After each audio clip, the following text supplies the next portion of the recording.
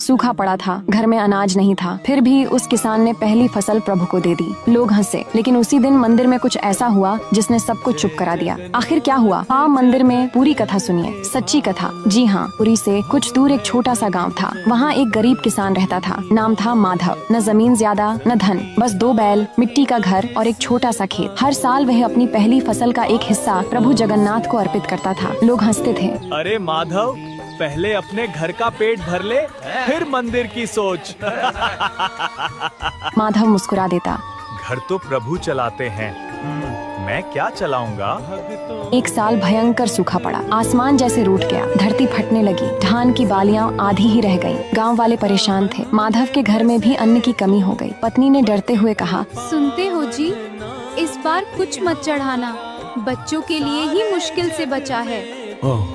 माधव चुप रहा, रात भर जागता रहा। सुबह उठा, आंगन में सूखी बालियों को देखा, फिर आसमान की ओर देखकर बोला, प्रभु, इस बार कम है, पर आपका हिस्सा फिर भी रहेगा। पत्नी की आंखों में आंसू आ गए। तुम भी ना बच्चों के बारे में नहीं सोच रहे हो। मैं हूँ ना। माधव ने फसल का सबसे अच्छा हिस्सा अलग किया, एक छोटी पोटली में बांधा और पैदल ही पुरी की ओर चल पड़ा। मंदिर पहुंचा तो वहां भीड़, अंदर बड़े बड़े दान आ रहे थे, सोना, चांदी, मिठाइयाँ। माधव अपनी छोटी सी पोटली लेकर संकोच में खड़ा था। एक सेवक ने उसे देखा और कहा, क्या लाए हो? माधव ने सिर झुकाकर कहा, प्रभु का हिस्सा।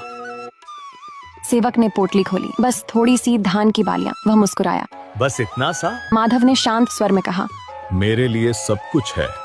उसी समय मंदिर के भीतर आरती रुक गई। घंटी अपने आप धीमी पड़ गई। मुख्य पुजारी ने आश्चर्य से कहा, आज प्रभु का भोग क्यों नहीं लग रहा?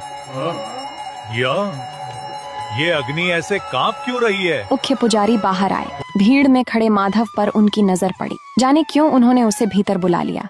क्या लाए हो? माधव ने कांपते हाथों से पोटली आगे बढ़ा दी। प्रभु, खेत सूखा है, पर मेरा मन आज भी आपकी श्रद्धा से भीगा हुआ है।